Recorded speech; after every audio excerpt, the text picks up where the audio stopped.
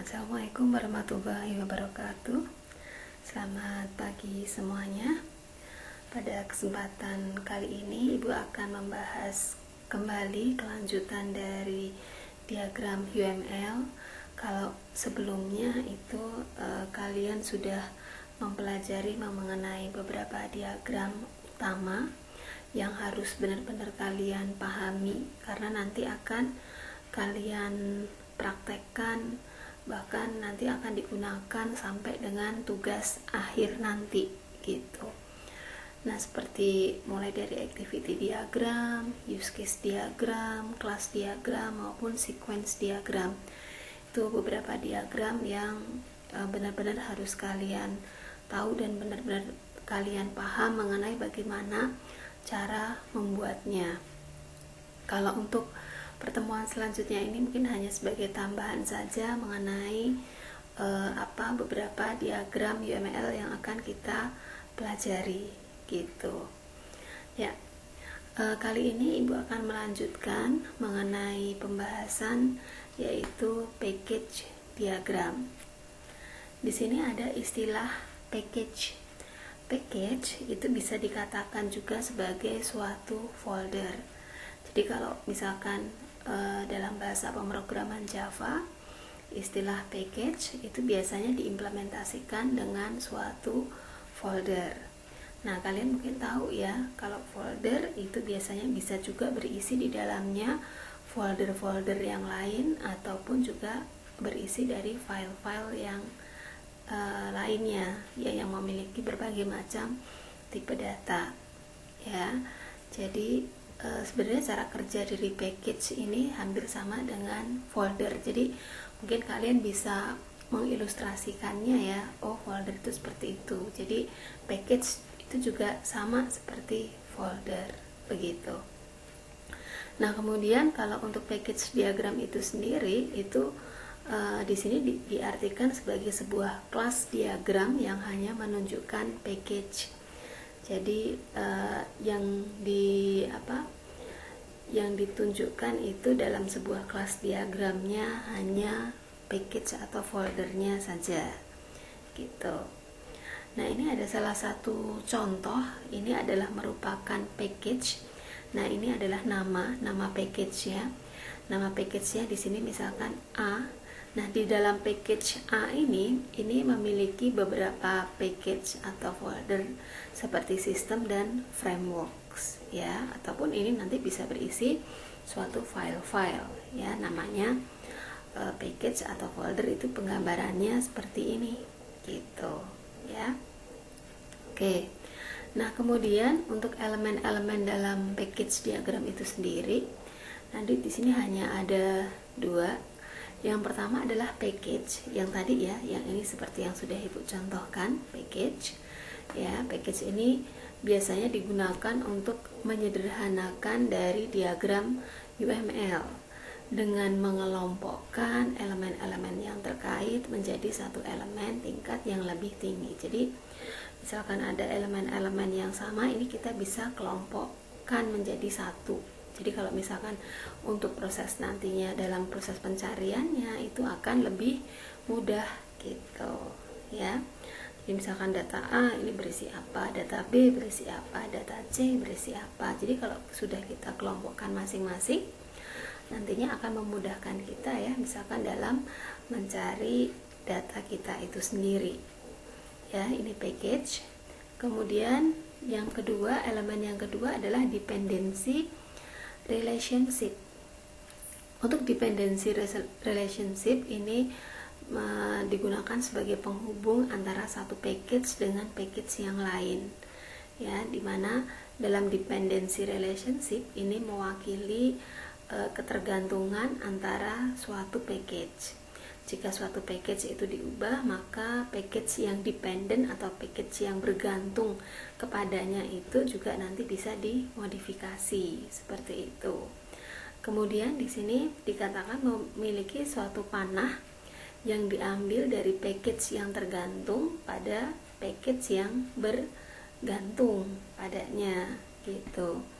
Contoh misalkan seperti ini. Di sini Ibu ada package A dan juga ada package B.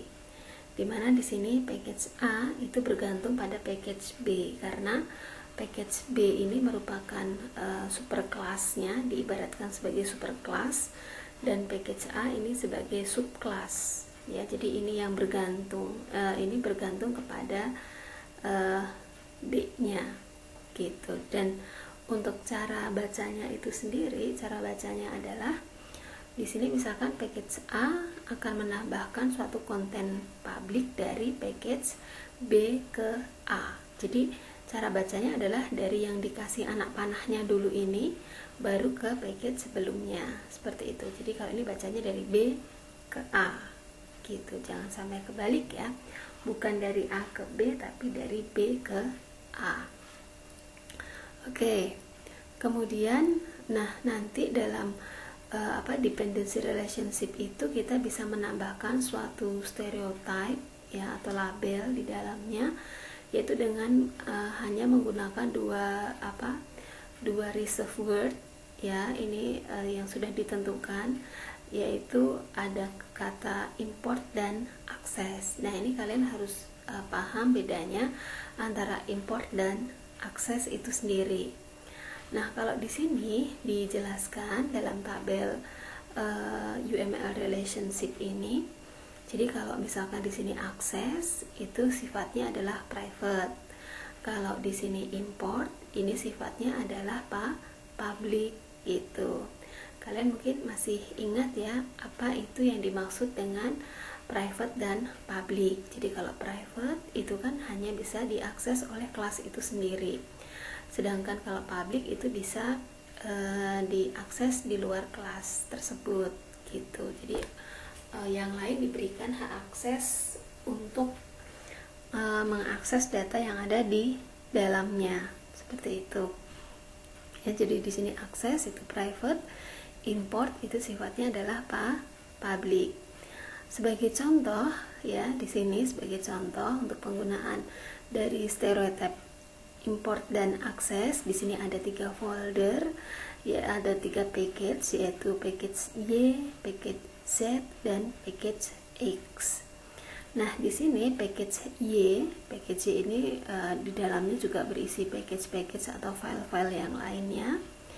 Ya, di sini package Y akan menambahkan konten public ya. Konten public itu biasanya kalau public itu kan ditambah disimbolkan dengan tanda plus ya, dari package Z ke Y secara private. Kenapa secara private? Karena ini menggunakan akses gitu. Makanya di sini ditambahkan kata dengan secara private. Sedangkan kalau ini ya package Z ini akan menambahkan konten public ya yang bertanda plus ya, karena public disimbolkan dengan plus, yaitu dari package X ke Z. Secara apa? Harusnya di sini secara public. Bisa ditambahkan di sini secara public. Kenapa secara public? Karena ini menggunakan import gitu ya. Jadi harus membedakannya, harus bisa ya kapan menggunakan akses, kapan menggunakan import. Tentunya ini penggunaan dari import maupun akses ini tergantung dari studi kasus yang akan diselesaikan nanti gitu. Jadi kalau nanti ada kalimat seperti ini secara private di belakangnya, berarti kita gunakan stereotype akses. Tapi kalau misalkan di sini tidak ada kata-kata yang lainnya, atau misalkan di sini ditambahin dengan secara public, berarti itu kita menggunakan import. Oke, nih ya, penggunaan dari stereotype dari import dan akses. Nah, kemudian di sini ada pedoman di dalam membuat suatu package diagram. Yang pertama, gunakan package diagram untuk secara logis dalam mengatur desain. Ya, tentunya disesuaikan dengan kebutuhan yang kita perlukan ya. Jadi tidak asal membuat suatu package diagram ya tanpa kita melihat kebutuhannya. Yang kedua, jika ada hubungan inheritance, gambarlah secara vertikal ya, dengan package yang berisi superclass ditempatkan di atas package yang berisi subclass. Gambarlah secara horizontal untuk mendukung agregasi dan hubungan asosiasi dengan package yang ditempatkan secara berdampingan. Sebenarnya intinya ini ya, intinya ini ingat ya, kalau inheritance itu sebenarnya kita bisa menggunakan generalisasi ya, simbol generalisasi ya. Kalau kita pernah bahas mengenai inheritance memang nanti di situ ada yang dikenal dengan superclass dan ada subclass ya. Superclass atau subclass kita harus bisa membedakan mana superclass dan mana subclass, seperti yang Ibu contohkan di sebelumnya tadi. Ada package yang bergantung, ada yang tergantung, ada yang superclass, ada yang subclass. Jadi yang dikasih anak panah itu yang ada anak panahnya itu biasanya superclassnya, tapi kalau yang menuju ke anak panah itu adalah subclassnya. Itu biasanya seperti itu jika misalkan ada hubungan suatu inheritance ya. Sudah hampir sama dengan yang ketiga di sini, ketika ada hubungan ketergantungan atau dependensi pada diagram gitu, maka digambarnya dari arah subclass ke superclass atau dari klien ke server. Sebenarnya hampir sama ya, ini poin 2 dan 3.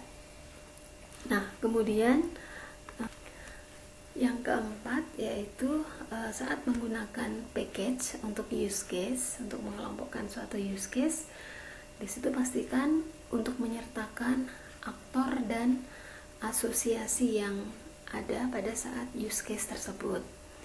Kemudian berikan setiap package itu nama yang sederhana tetapi deskriptif, artinya yang menggambarkan dari package tersebut. Kemudian buatlah package yang bersatu padu atau kohesif. Ini sebenarnya langkah-langkah untuk membuat package seperti ini secara garis besarnya, tapi kadang itu tidak setiap tahapan itu dikerjakan ya, 1, 2, 3, 4, 5, 6 itu tidak, karena kadang kita hanya menggambarkan package diagram itu secara garis besarnya saja, jadi tidak sampai sedetail mungkin itu tidak ya, jadi hanya umumnya saja yang akan kita gambarkan begitu ya. Oke. Nah, kemudian ini untuk implementasi package dalam bahasa pemrograman Java. Jadi kalau dalam bahasa pemrograman Java itu nanti di sini, nah ini itu ada package-nya, misalkan di sini package-nya itu penjualan ya. Kemudian di sini ada penjualan .control, ini juga package. Penjualan .data, ini juga package-nya.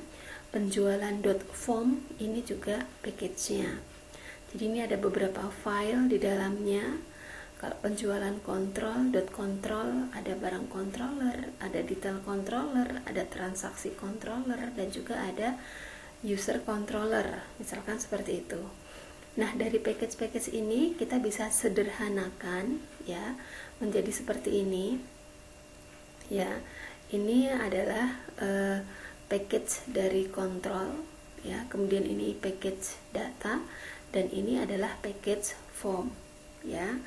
Nah, package control data form ini sebenarnya dia merupakan bagian dari penjualan gitu ya.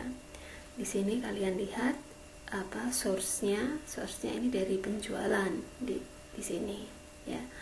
Jadi ini nanti ada perubahan penamaannya ya, jadi kontrol, data, kemudian ada form. Nah, kemudian kita lihat di sini cara mengimport file antar package. Jadi mengimport, bagaimana cara mengimport file antar package? Cara bacanya adalah kalian lihat dulu yang di atas ini ya, ini adalah barang controller.java. Jadi dia akan nama file barang controller.java ini dia akan mengimport suatu file, ya.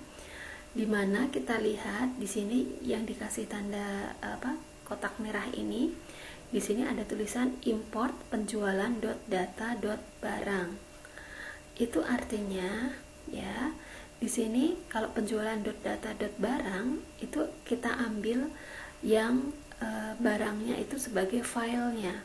Sedangkan tadi penjualan.data tadi kan ada ya package-nya kan tadi ada penjualan.control, penjualan.data dan penjualan.form. Gitu kan ya.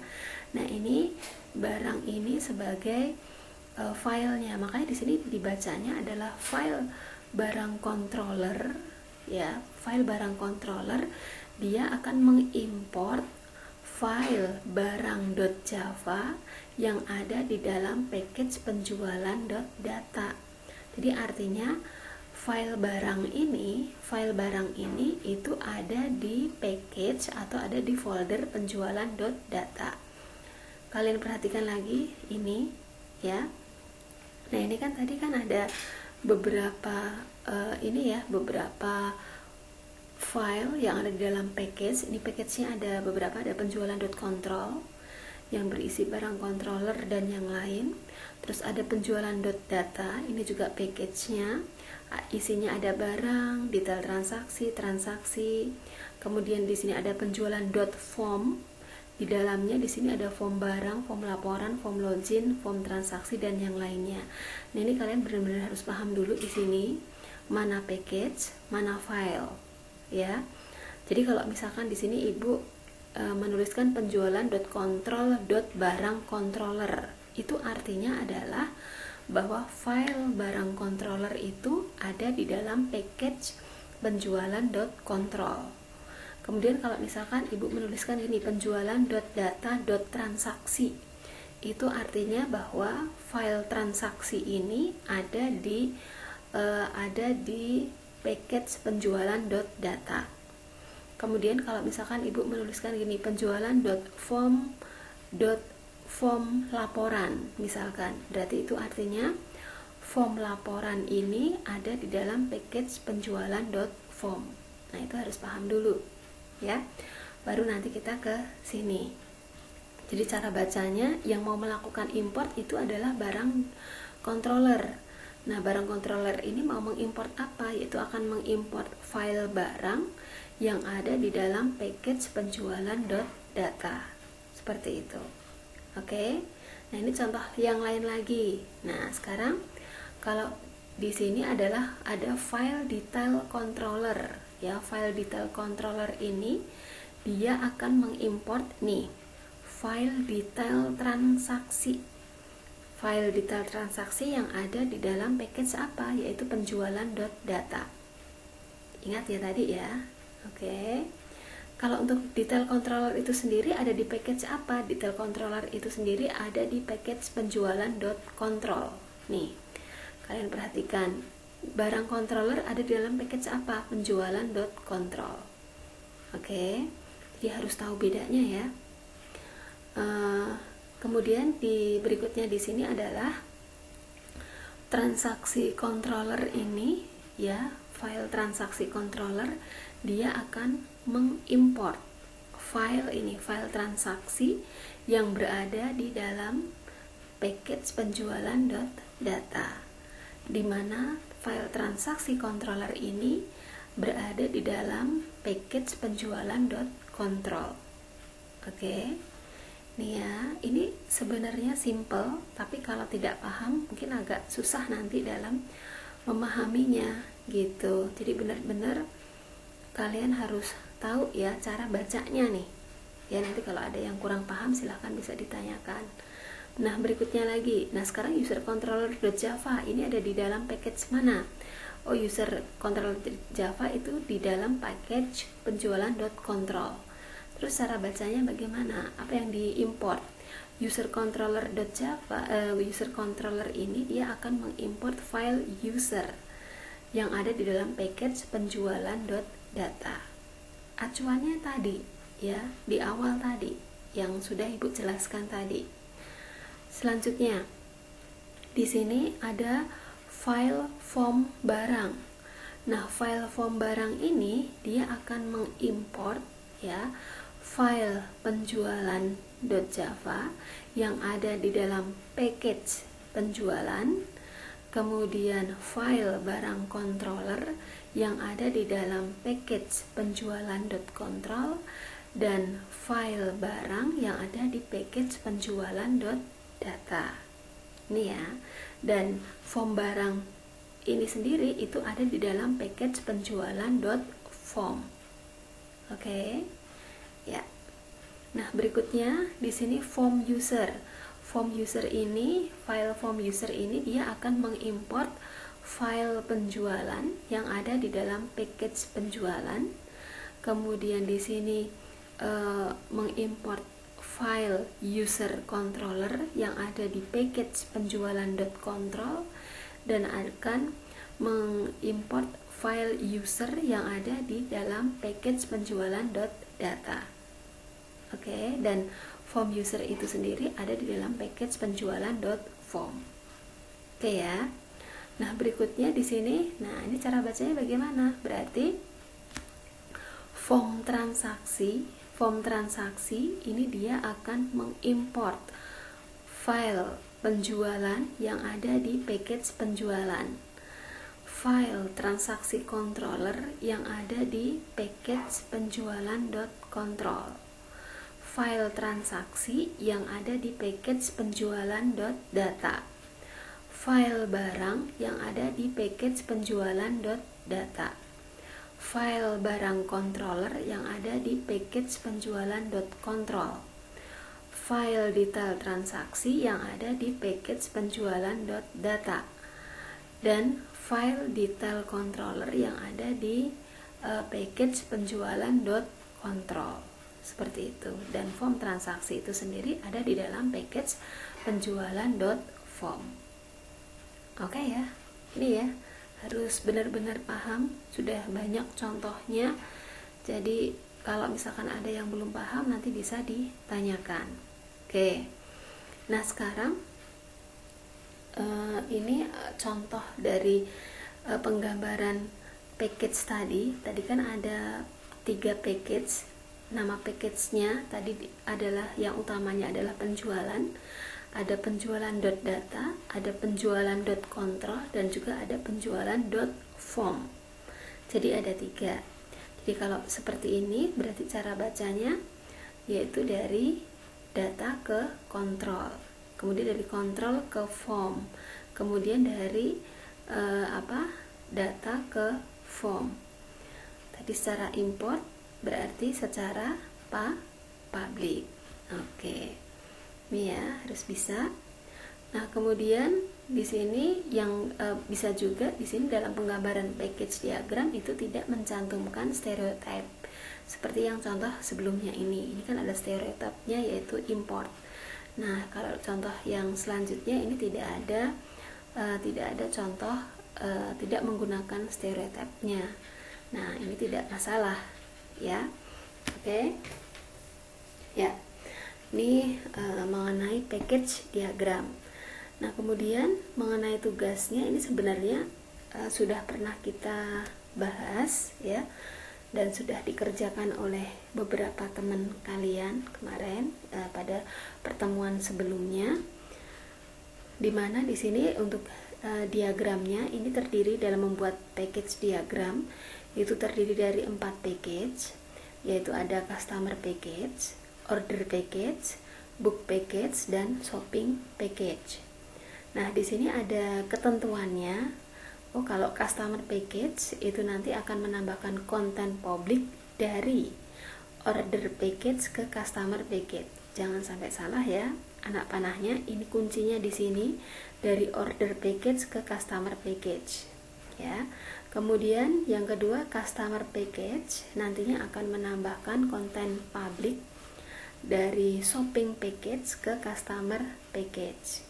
Kata kuncinya ya di sini, dari shopping package ke customer package. Kemudian order package menambahkan konten publik dari book package ke order package.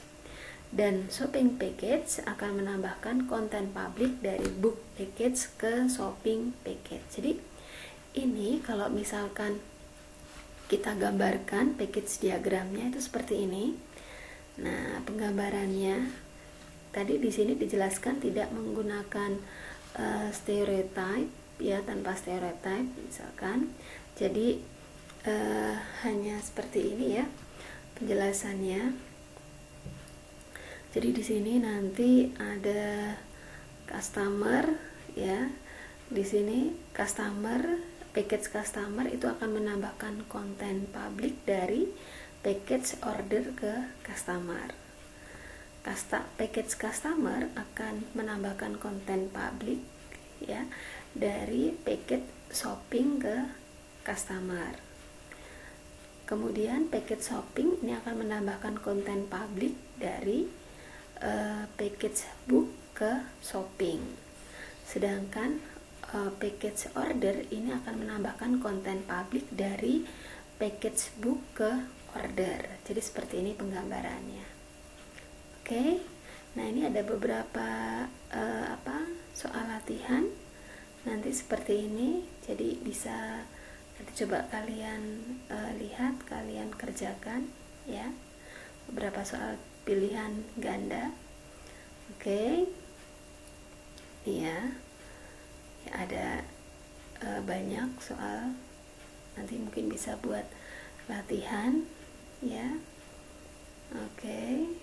Ada 10 soal. Oke, nanti bisa dikerjakan ya. Ya.